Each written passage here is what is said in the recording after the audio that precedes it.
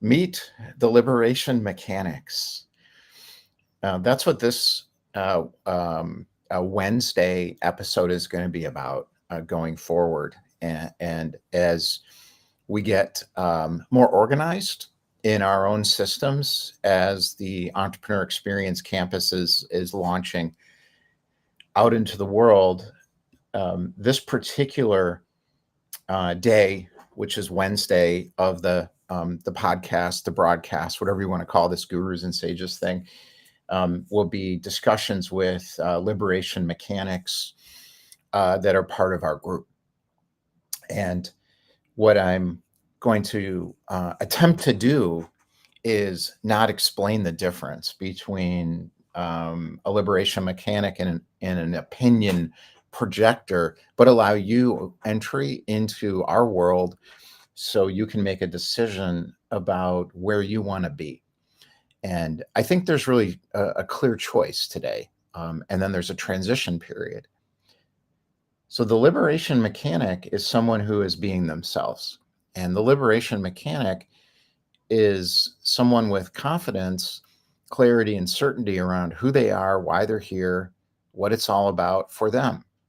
And this is a playbook around how to show up as an original, saying what you want to say and making that as clear and concise and understandable as possible. Or if it's not, saying it anyways, if you want, and if you don't, not. So being a liberation mechanic is over time dropping the filters in a society that loves filters. So what's a filter? It's an opinion. So the idea of the opinion projector is me not understanding my own filters, not knowing who I am, not going deep, and figuring out what I want. So the opinion projector approach, which is how I spent most of my life, was about thinking about what can I get out of the world for myself. And because I really wasn't thinking about it in terms of really at the deeper level, who am I? Why am I here? What am I supposed to do? Why do I matter? Why is any of this even happening in the first place? Meaning the world and my life and my business and all of it. Because I'm focusing on myself primarily. I'm projecting my opinions out into the world because I don't know myself very well yet. That's an opinion projector. There is nothing good or bad or right or wrong about any of it. I'm 60 years old. I was an opinion projector up until 60. And then I became a liberation mechanic. Now, some of you are going to start earlier. Some of you are already there.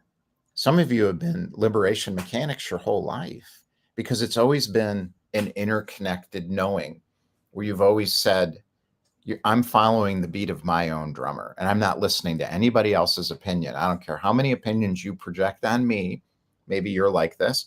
You've said, I'm ignoring all of that because I know it's all nonsense. I know it's bullshit.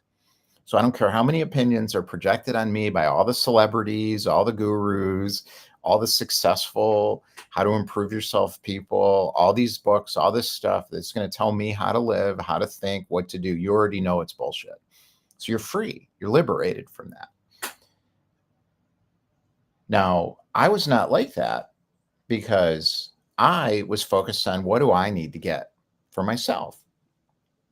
There's nothing wrong with that. That's normal. That's human. So being an opinion projector versus a liberation mechanic, for me, just meant I would see something that I wanted and I would figure out how to get it and I would go get it. But the way I was doing it was based on a separation between who I am and the marketplace in which I was existing in. That's the difference. So I was trying to figure out, how do I get you to do what I want? That's an opinion projector. I'm trying to figure out how to get you to behave the way I want you to behave. Well, how do you do that? You need marketing. You need sales. You need prospecting strategies, all of those things. There's no other way. If I'm going to try to get you to do what I want, I've got to have skills that allow me to convince you to believe the things I want you to believe. So you do what I want. So I make money in the market, and you're in the market, and you're going to be my customer, and you're going to pay me, and I'm going to deliver value to you. There's nothing wrong with that. In fact, that's what almost everybody's doing, but not everyone. That's an opinion projector lifestyle. Now, instead of endlessly explaining this, we're going to have people up here every week, and we're going to talk about how we're doing it. In other words, being liberation mechanics, or if we've been stuck in the opinion projector approach, how are we transitioning? Not everybody's going to want to do that. In fact, I suspect for a long time, most won't.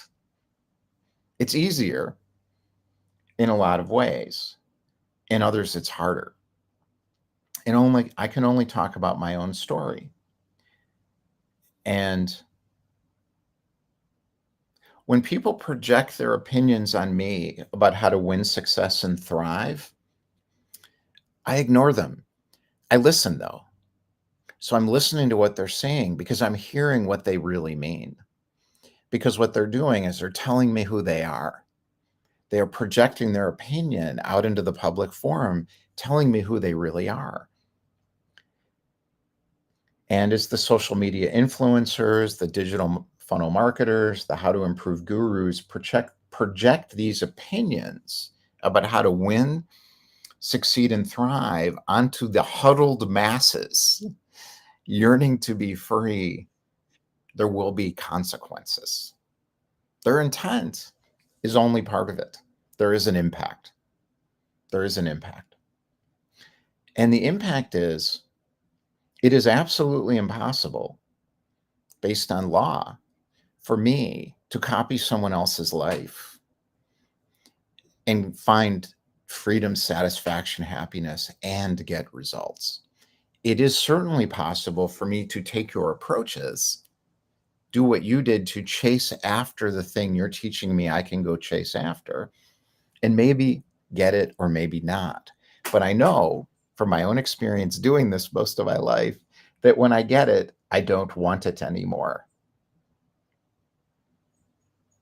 For me, opt out of this entire insane system of opinion projectors, me being one of them, was the way out. I had to go away to come back into the world. I had to, but I didn't have enough money to disappear. I wanted to, though. So my choices were walk the earth, live in a hut, or figure it out. And my wife said, no, we're not living in a hut. And no, we can't walk the earth. We got a kid. I'm like, could we downsize? No, we can't. We bought into a community and it's expensive. And yeah, we could lower our cost of living, but where? It's not going to work. Everything's expensive where we live. So yeah, the house is expensive. We got a lot of equity in it. I'm like, okay, now I got to figure it out. The transition from opinion projecting to being an opinion projector to becoming a liberation mechanic is the life journey. And for me, gaining confidence and knowing that I am fine no matter what was the work. And in the last couple of years of this transition from opinion projector to liberation mechanic, meaning being myself without filters is what it is. Being myself without filters, allowing truth to flow through me and out into the world in its own design without me interfering was the work. Preparing myself to be able to fulfill that purpose became the work. That is hard in a society where everything is expensive, where there is a lot of opinions everywhere about how to think, be, and live. But it's not that hard. when you do this. Rather than listen, reach your hand up, reach it up, fiddle around for the switch. It's there somewhere. You just got to look and toggle it firmly to the off position. That's what I did. Liberation starts by opting out of crazy. What is just that is following those who know. That's crazy. Nobody knows the answer for me. That's law. 3 simple laws. There's many laws. There's more laws than I could in my entire life even begin to understand. Like not even begin. So everyone picks their own out of law, the blueprint of law, whatever you want to call this plane of truth that we're in, that we are anchored in. We just don't know it because we're so busy with our opinions and our opinion mechanic lifestyles that we're not anchored in the truth of the world. So I picked 3 laws that suit me because they're areas I can master. You'll pick your own out of the blueprint that work for you. For me, the first law, laws are always true. And even if the planet went away, the law would still be true. They're not dependent on anything. The universe, the solar system could implode. The law would still be there. It's that real and deep. 3 laws that I picked because I thought, what do I want to focus on? You pick yours. You don't make them up, though. You got to discover them. Nobody makes up law. You uncover them through your own inner journey experience into liberation. And the first law that I said, well, this is the one that I got to really work on is the only thing that is true is what I know. In other words, the only truth is what is inside me. And people are like, what are you talking about? Well, that's the work, figuring out what that means. So knowing that what is inside me is true, what I think, the emotions I feel, and the energy flow when it's going is true always. That is hard because it's the opposite of what I was taught by all the opinion projectors, including myself, because I took on all these opinions and I became an opinion projector. So it's a bunch of opinion projectors arguing. Everyone's projecting their opinion and everyone's running away. Like law 2, simple. Everything in the world is an illusion. Simple. In other words, none of the opinions can be true by the nature of what an opinion is. In other words, you tell me what to think, feel, believe, be, or anything. It just has to deflect off of me because I have to discover that for myself because of law 1. What's inside me is true, not what I pick up out in the world. Go do this, go do this. And you see it in quotes all the time, it's all about productivity. What the hell does that even mean? It's all about what does that mean? That means for me, this person could say it like a liberation mechanic, not an opinion projector. That's called experience sharing, not opinion projecting. So they could just simply say, I realized that for me, I was really disorganized, they could say. And I got more productive. And now I make more money and I'm more organized. And I could say, I don't care about that. And we're finished. But instead, it is presented like some eternal life law. So I had to learn, deflect. So I put a big bubble around myself and start to but I'm not going to walk the earth and I'm not going to go live in a cave. I can't do it. Now, I don't want to anymore, but I did for a couple of years. So now I'm like, okay, I'm back and I can handle this place. I started by opting out of crazy. And I just let it fall away, all the craziness, all the opinions, all the social media bullshit, all the gurus that know the answers for me, all the networking groups of people pitching their stuff, all the people on messaging and LinkedIn who are pretending to be friends with me so they can sell me their stuff. I'm just like, I'm done. All the politics online of people who don't know what they're talking about. I just opted out of all of it. And I started to learn from the best liberation mechanics around the world how to break free, stop following the leaders of the guru tribes, and break down the hierarchies in my mind, life, and the markets, all the markets. And that worked. And it took a long time. And the idea of gurus and sages, when I came up with it, and I talked with Gail Kraft about it, we did it together originally when I launched this over a year ago, was doing it together. And now I'm like, we're going to start doing it together with different people. Because I needed to do it by myself for a while. And we did a few episodes and then I did it on my own. And now it's starting to make more sense to me. And as people in our campus are really embracing this liberation mechanic lifestyle and approach, I want them to come on here on Wednesdays and have somebody on Wednesday. And if I get myself organized, so it's talking about productivity and organization, then you can hear the stories. That's how I learned. I listen to the stories now. I don't listen to anybody's opinions. If you wrote an opinion book, I'm not even going to read it anymore. Sometimes I look at them because I want to write an article about it, because I can see through it. And what I can pick out is something useful for us. So I'm not trying to project my opinion out in the world. That's the battle, is to feel like people are going to think I'm just being an asshole, another opinion projector. And I'm like, but I'm not. Okay, then just do it. Let them think whatever they want. That's liberation. I thought, oh, okay.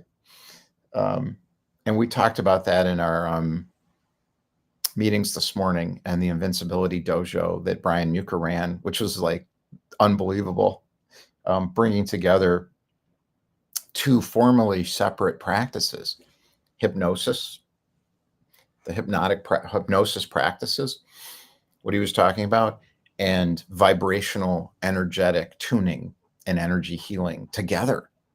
We were talking about that. I was like, oh my God, I don't know if anybody's done that before. He's doing it. He's about to do it with somebody. And then we moved to the More Money Now room, and we were all talking about, really, everyone was saying it differently and saying the same thing. And I felt a sense of fluidity in that, of realizing the freedom of productivity is not to have to be productive at all, because there's other people around you that are good at the things you're not good at. I spent my whole life trying to force myself to be productive. And I can be extremely productive and exhausted by being productive. And now I'm not productive at all. And I do more than I've ever been able to do in a day than I could have done in a year in the past. How is this possible? Liberation mechanics. That's how. And being with a group of people where I don't have to even direct it, getting stuff done. And I can exist in chaos.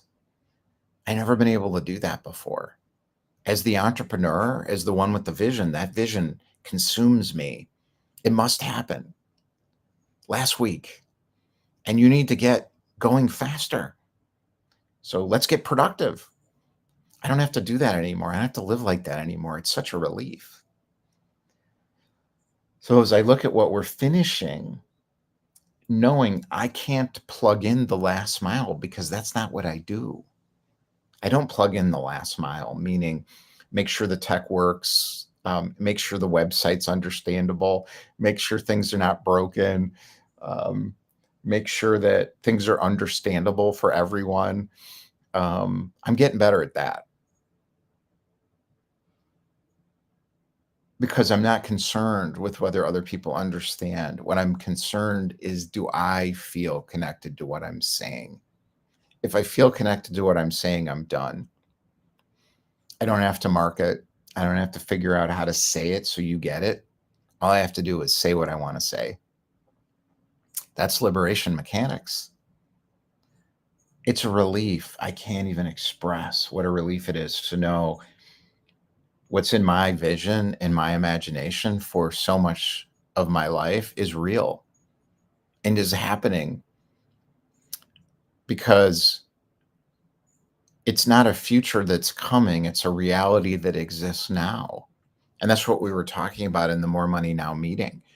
We weren't sharing our opinions about it at all, because we don't do that.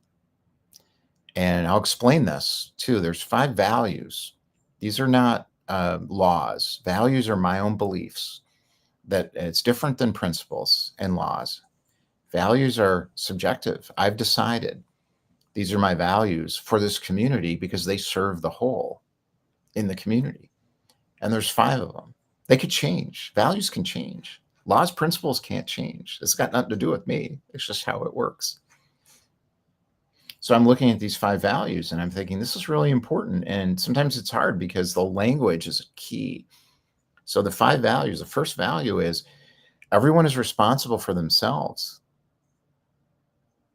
When we were in the meeting today, there were no opinions shared.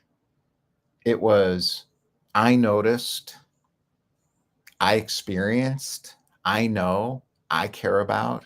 This is what matters to me, is the language. Now everyone can share without it tipping in the favor of the most dominant person in the hierarchy, which in this case would be me, because it's my fucking company. But it's not. It's ours. When I got rid of the idea it's mine and I started thinking, oh, it's ours, even though I own it, I'm opening up the money to everybody for financial opportunity for everybody. So they want to be here and their own interest is involved and enmeshed with it, with mine. So I don't have to figure out how to get anybody to do anything. Just give them the platform to use in an organized, structured way. That's my job because I'm good at that. I know how to do it. But I don't know how to do a lot of other things. And the other people in the group do. So let them. That's hard. Yeah, it takes language. The language has got to get right. And we screw it up all the time. I have to raise my hands and I say, who is the I? Is it I or you or we? And they're like, oh, yeah, I. The minute you say you or we, that it creates a problem with the first value, because if everyone's responsible for themselves, if someone has an answer, that person who doesn't want to be responsible for themselves is looking for someone with an answer. They're going to abdicate that responsibility to the person with the answer who says, I have the answer. And the person who's looking for an answer says, oh, that's good. Could you tell me? And the person says, sure, absolutely. I'll tell you. That's a problem. And I was taught that years ago. Don't do that. Don't do that. Everyone is responsible for themselves. Do not allow other people to give their power away to you. That's the responsibility of someone who has figured themselves out. If you're a liberation mechanic, you know that. You're already there. You're not going to let somebody, if you're an opinion projector, you're still allowing people to give up their power to you. That's a big problem in the society. So that's why that's value 1. Could change, but right now that's what it is. 2, and language is a part of making sure this works. 2, it's got to flow. 2, so if 1 is I'm responsible for myself, what's 2? Is nobody knows the right answer for another person. Is that true? Of course it's true. How could it not be true? How can I know the right answer for you? It doesn't matter how well I know you. I can't know you the way you know yourself. I'm responsible for myself. You're responsible for yourself. That's 1. 2 is I don't know what's right for you. So why would I give you my opinion? Why would I project my opinion onto you about how to be productive, successful, happy, liberated, spiritually advanced, anything? It's not possible.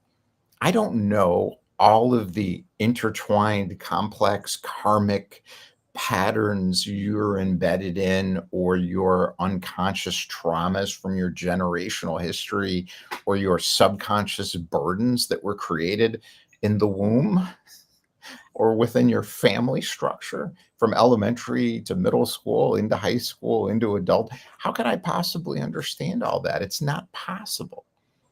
I can't know an answer for someone else. Why would I think I do? Opinion projector problem. That's why that's value 2.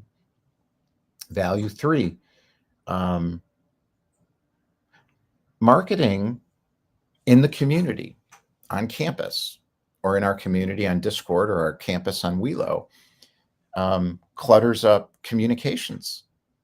What does that mean? It means if I'm trying to angle with you, I'm trying to get you to buy my stuff, I'm trying to do this, it's confusing and cluttering up the communications because I can't figure out what the hell you want.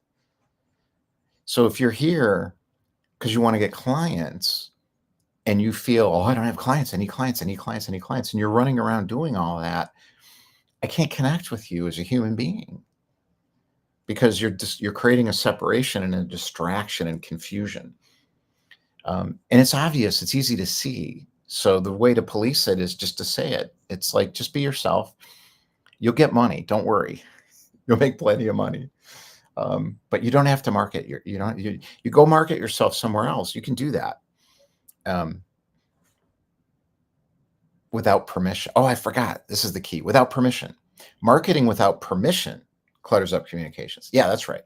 So if we say, okay, why don't you tell everybody what you do so they can buy your stuff if they want? Why don't we do a room? Like, we'll do a room where you go tell everybody what you do, and then they can decide if they want to buy your stuff or not. Yeah, I forgot.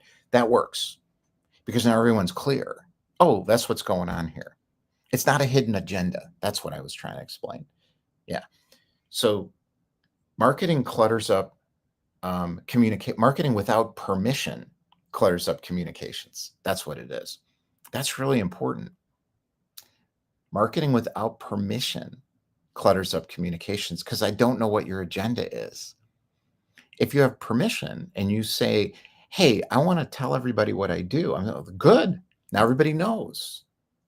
And you want $8,500. Yeah, good. Okay, now we're clear.